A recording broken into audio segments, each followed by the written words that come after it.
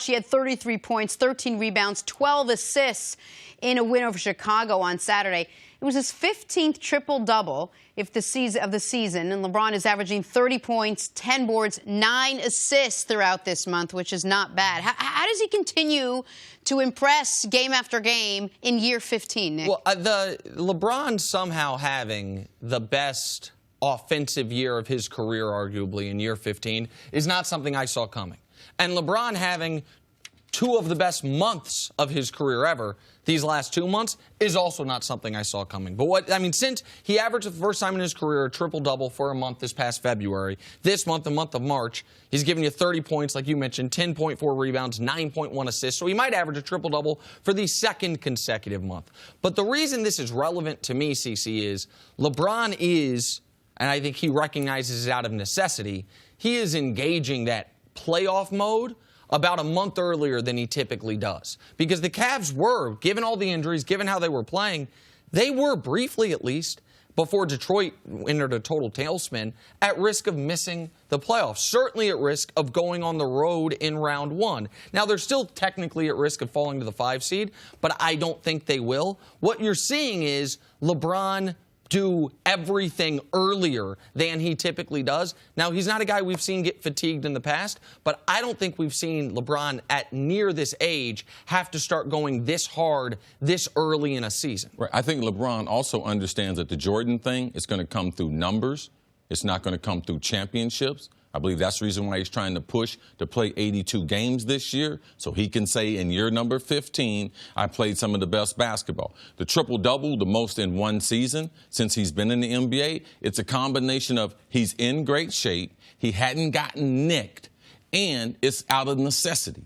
Based on the lack of talent around him, he knows that he's got to play. Now, his assists are up higher because this year he came into the year where he was going to be a distributor of the ball more. Now, his shot, he said in injuring his elbow this offseason, he discovered something in his shot. So discovering that in his elbow, so he's shooting the ball better, the combination of the injuries to his team and the trade, because I believe if they don't trade and they have the same collection of players, I believe LeBron takes some time off. But because they made that trade and Love getting hurt, it leads to him playing more minutes. And I believe that in this season 15, he's trying to send a message that he can play all 82 games, a lot like Michael Jordan used to do. And I want to add one thing that CeCe mentioned about the elbow injury and the shot.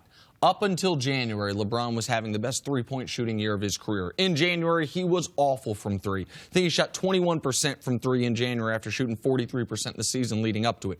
Since January ended, February to now, he's back to shooting 41% from three. Like that, if LeBron is shooting anywhere close to 40% from three, that's one of the reasons, in addition to the improved assist numbers, he's having the best offensive year, I believe, of his career is if he consistently is knocking down three-pointers, there's no good way to guard him. There's no good shot to give him. And he's now developed that fadeaway he likes so much on the left corner, like the left elbow fadeaway that we saw him win a game with, that we see him go to in fourth quarters regularly now. He did that again against Chicago. Is there anything that he's not improving on? Is there anything that he's doing worse in year 15 than he has been doing in years past? Well, he can't play the type of defense. Correct. He doesn't put the type of energy into the defensive end until they get into the playoffs or in clutch. Why? Because it's so just draining? If you say you don't put the energy in, that's different than saying you don't have the skill set anymore. No, he's human. Something you can... He's human. He's rested a little bit on defense. Yep.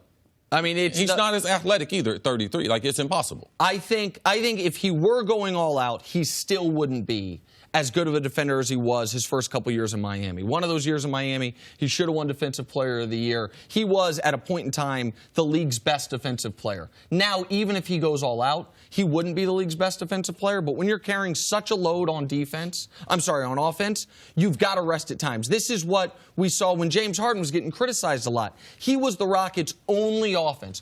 If you're going to play 80-plus games, what's up? James Harden has never been an elite defender, even since second grade. Oh, no.